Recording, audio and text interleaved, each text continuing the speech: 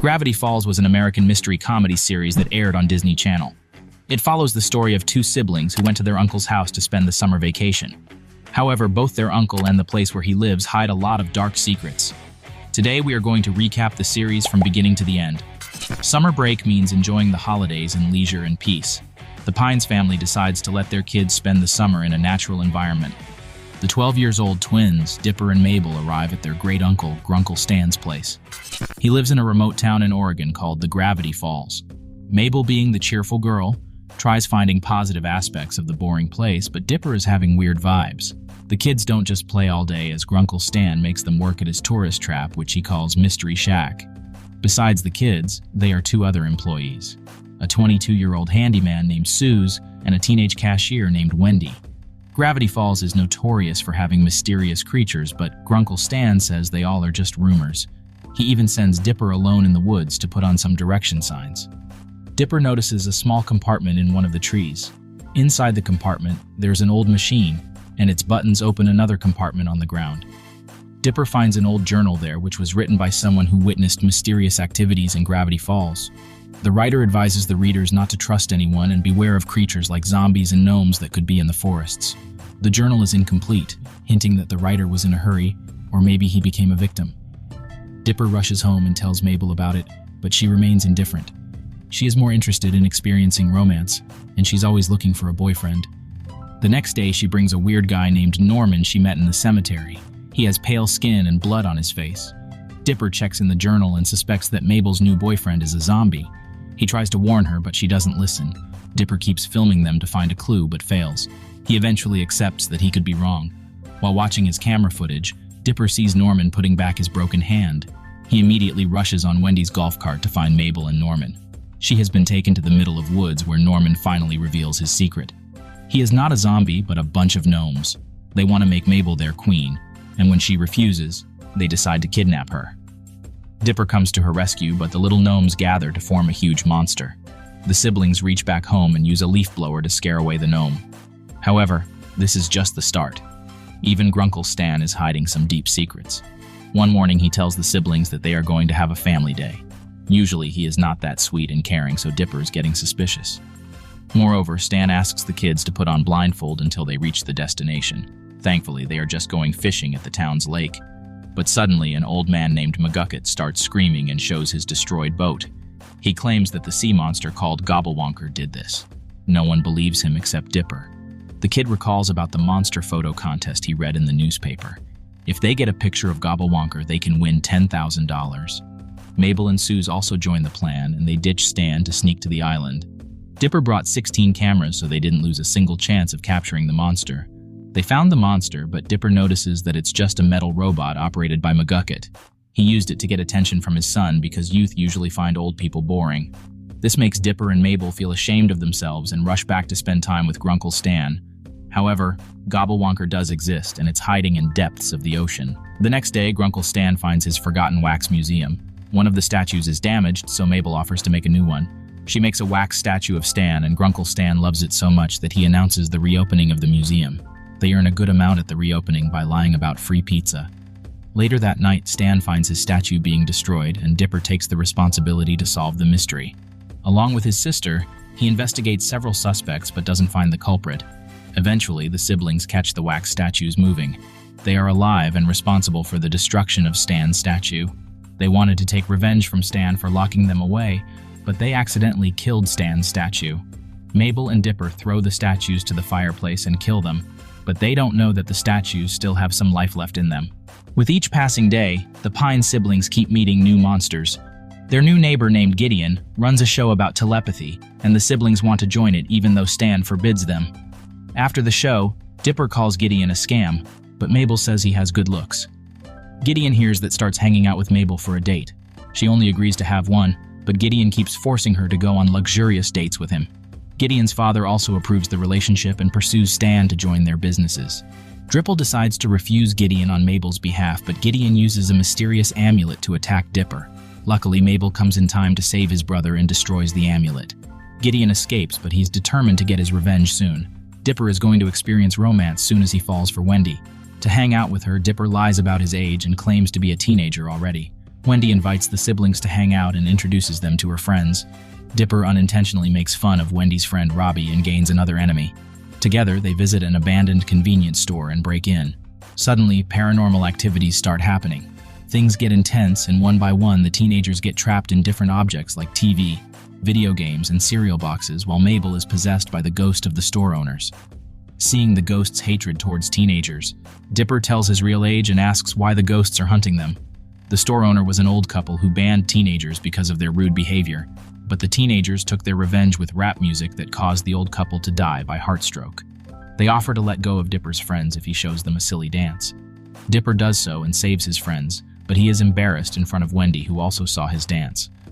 Fortunately, Wendy admires his efforts and even tells others that Dipper had beaten up the ghost to save them. This makes Dipper feel manly, but Stan says he can't because he still listens to disco girl songs. Dipper also faces humiliation when they go for dinner, and Dipper can't win against the manliness tester.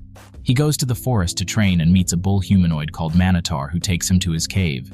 They challenge Dripple to kill a multi-head bear if he wants to be declared a man. Dripple almost succeeds, but he realizes that the bear was bullied by the Manitors because he also likes the disco girl song. Dripple spares the bear's life and returns home to tell his story to Stan, who says that sounds really manly.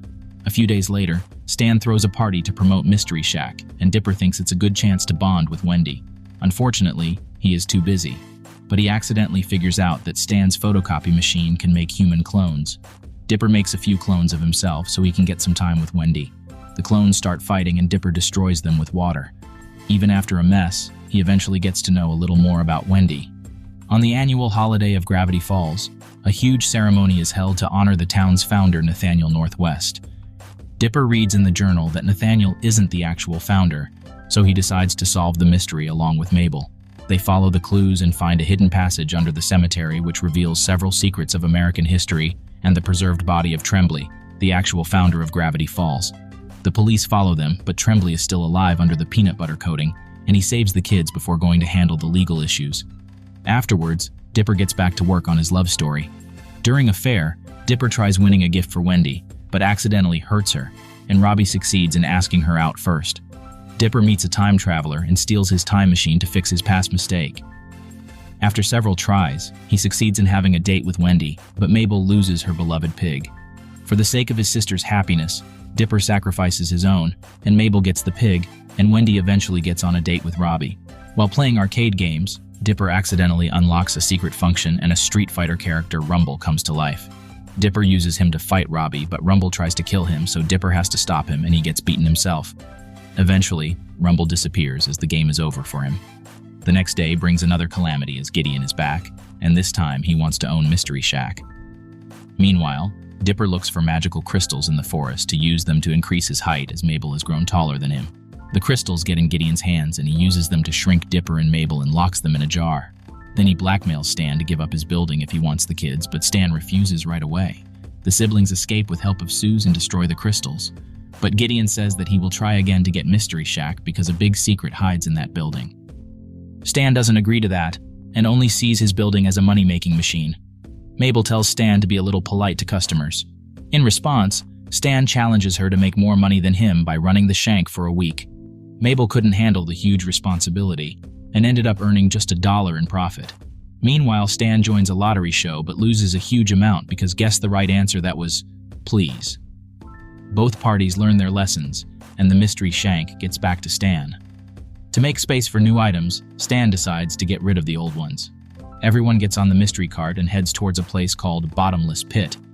Dipper wonders how a pit can be bottomless, but he finds that out soon.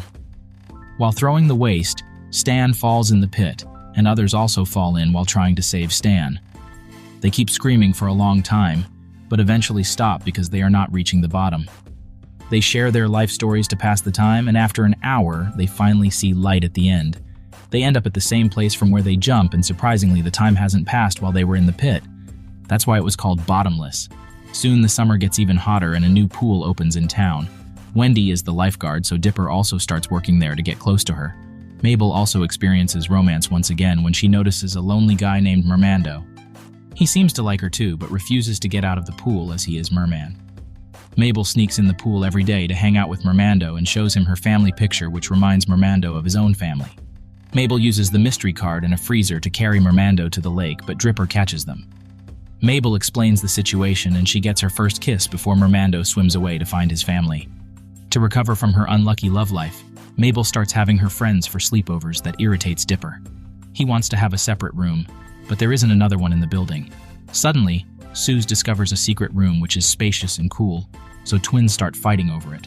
Stan takes advantage of the situation and announces to give the room to the kid who impresses him the most. The innocent kids start doing all the chores for Stan, but they keep fighting over the room. The carpet in the secret room has special power that swaps the bodies of Dipper and Mabel. This uses this as a chance to ruin each other's image in front of Stan. Dipper eventually wins the room and gets back to his body, but he starts missing her sister. The next day, he gives away the room to Soos, who used to live in the store, and Dipper gets back with his beloved sister. Mabel moves on quickly, but Dipper is still stuck on Wendy. He secretly sees Wendy getting angry at Robbie, but her mood changes as soon as she hears the song Robbie has written for her. This makes Dipper suspicious about the song, and he investigates it with Stan and finds out a hypnotic message. They confront Robbie and Wendy breaks up with him, but she doesn't give Dipper a chance either, as she thinks all men are the same. Meanwhile, Mabel is excited to meet his favorite boy band, but they turn out to be a group of clones that are abused by their producer. Mabel helps in getting the producer arrested for his deeds, and she keeps the boy band for a few days. However, she overcomes her obsession and lets the boys go to find a new life for themselves.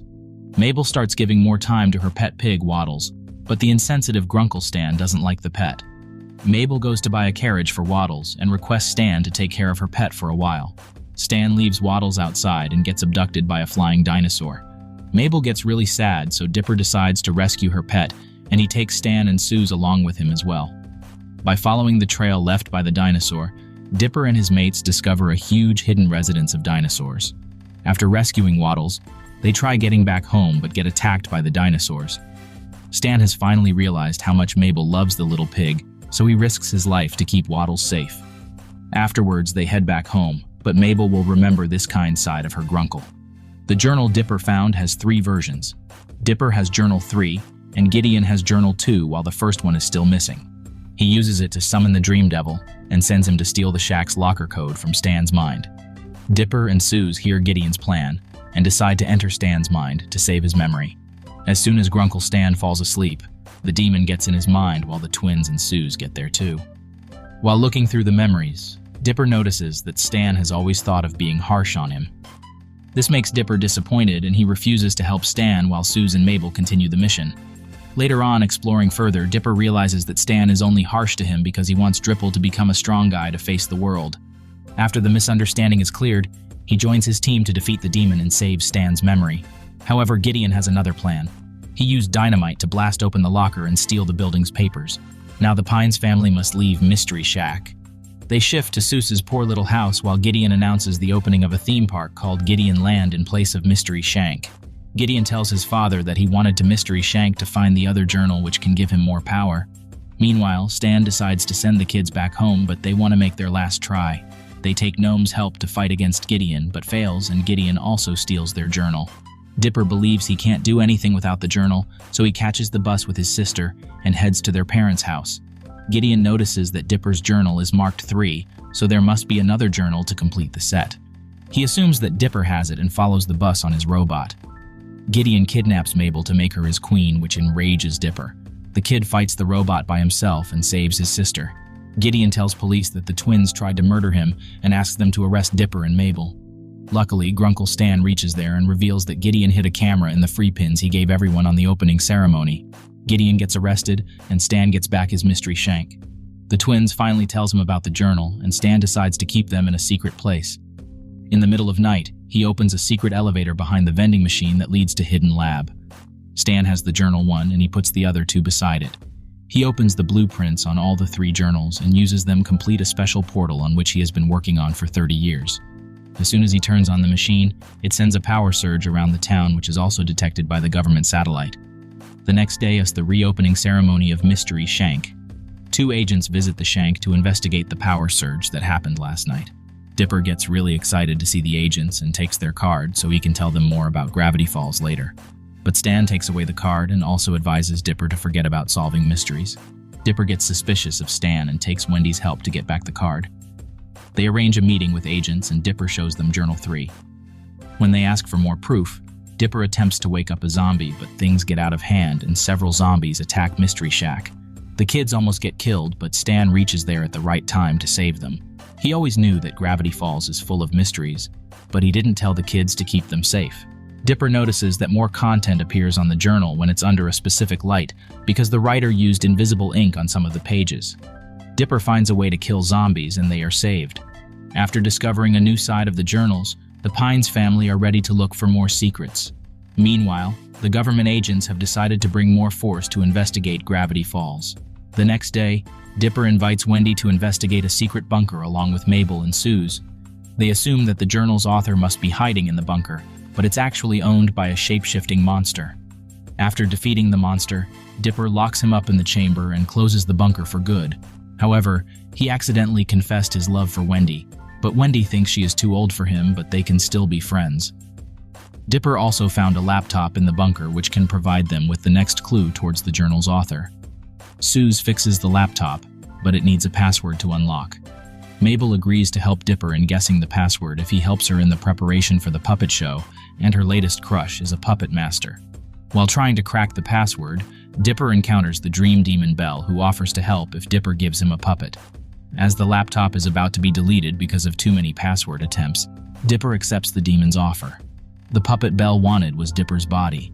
He possesses him and destroys the laptop because it can stop Belle's hidden plans. He also proceeds to get the journal, but Mabel sacrifices her puppet show to save the journal. Belle leaves for now, but he warns the data is removed, but Dipper finds McGucket written on the laptop. He guesses that the old man can be the author, so he confronts McGucket along with his mates. McGucket says he has lost his memory of the previous 30 years and the last thing he remembered is the Gravity Falls History Museum. Dipper takes McGucket and the gang heads to the museum. They see a group called the Society of the Blind Eye, which uses a memory-erasing gun to make people forget about the paranormal activities they witnessed in the town. That's why the people of Gravity Falls never figured out its secrets. All the memories are stored in a separate jar, so McGucket steals his own.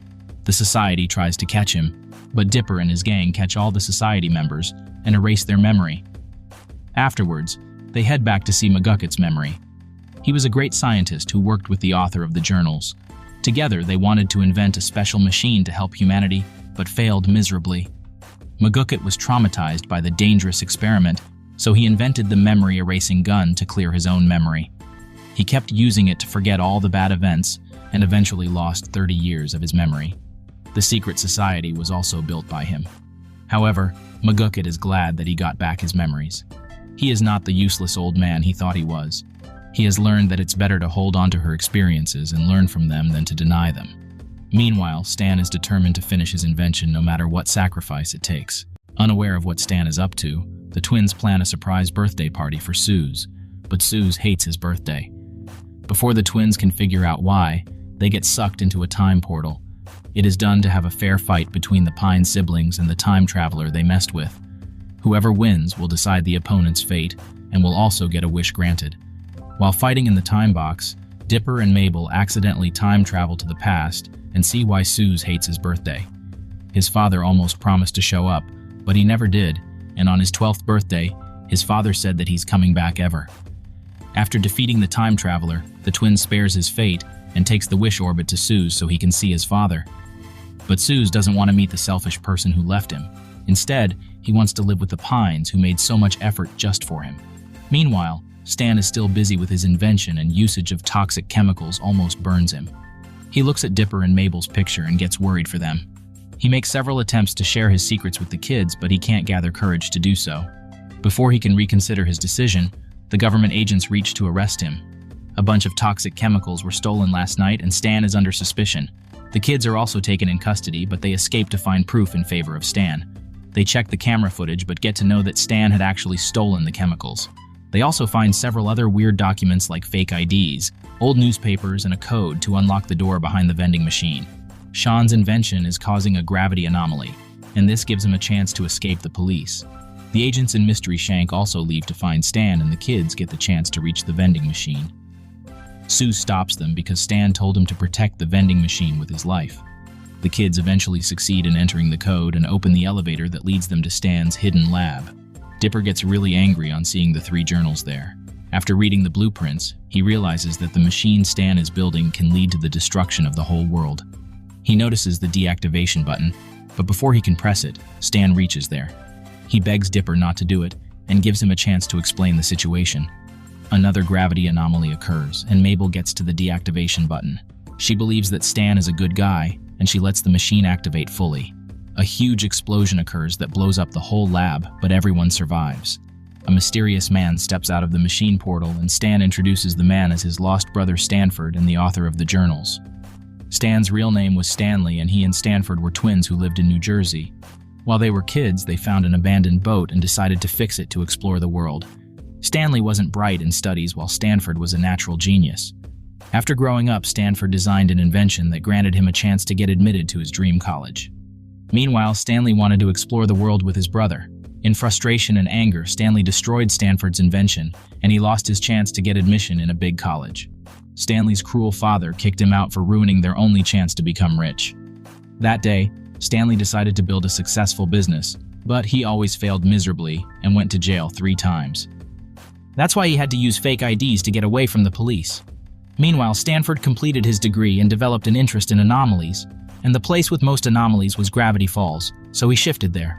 Stanford wrote the journals while exploring the town and figured out that the mysterious creatures are coming from a different place. With the help of his research mate McGucket, Stanford built the universe portal. McGucket got in first and was traumatized by what he saw. He warned Stanford to turn off the portal, but Stanford carried on the experiment. He needed a trusted mate, so he invited Stanley to Gravity Falls and asked him to hide the first journal in a faraway place. Stanley got angry that he came so far just for this. He started fighting, and Stanford accidentally fell in the portal and it deactivated afterwards. Stanley didn't know where the other 2 journals were, so he couldn't activate the portal. However, in the love of his brother, he kept trying. Due to resemblance, people mistook him as Stanford and requested to see the collection in his house. Stanley took this as a chance to start Mystery Shack, his first successful business. Back to present, Dipper still has the memory-erasing gun which they use to handle the government agents. Stanford wants his identity and laboratory back, but he lets Stanley spend the remaining summer break in peace. In exchange, Stanley requests to keep the kids away from the experiments. After hearing all these stories, Mabel wonders if they will also end up fighting like Stanley and Stanford. Dipper promises that it will not happen, but Mabel is still scared of the future. However, Dipper is highly impressed by Stanford and starts spending more and more time with him.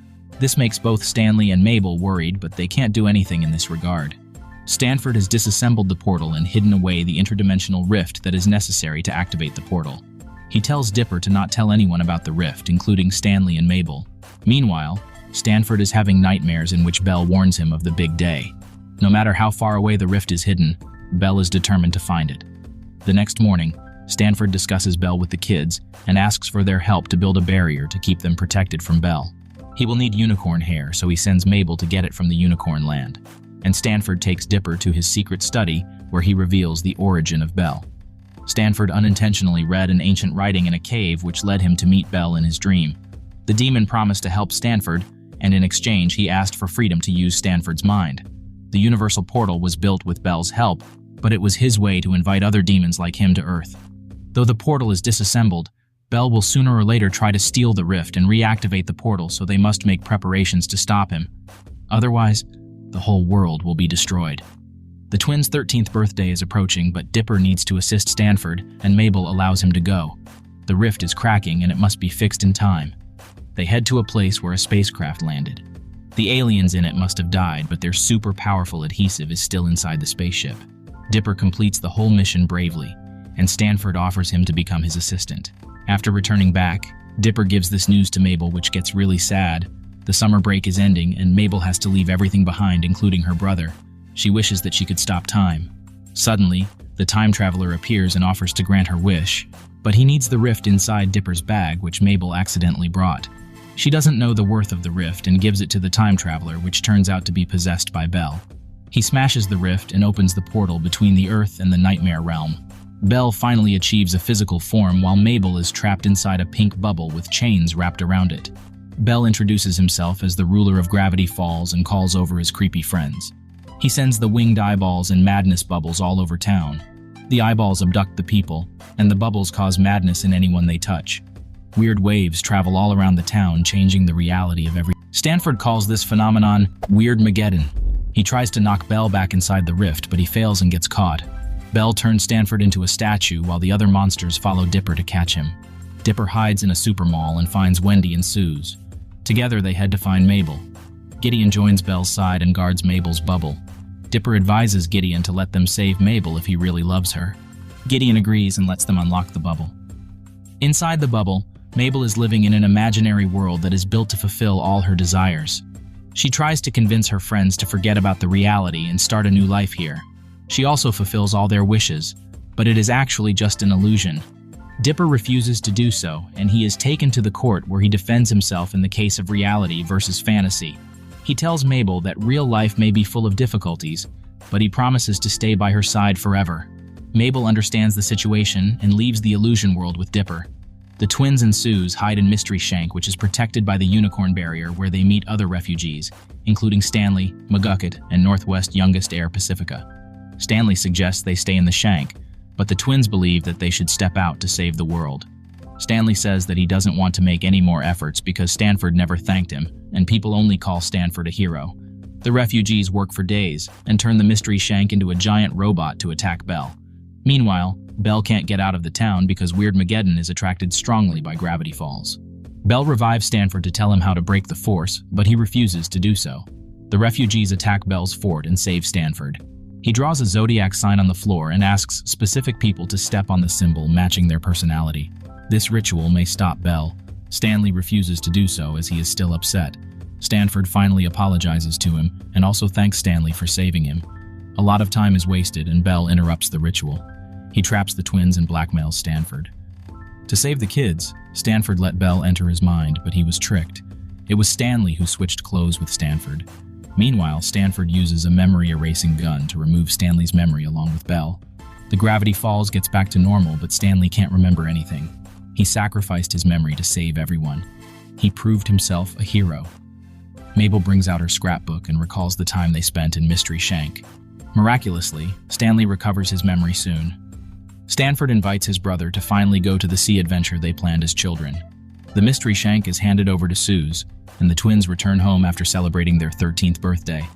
However, each summer will call them back to Gravity Falls. This was the final episode, and it concluded all the events so well that there's no need for another season.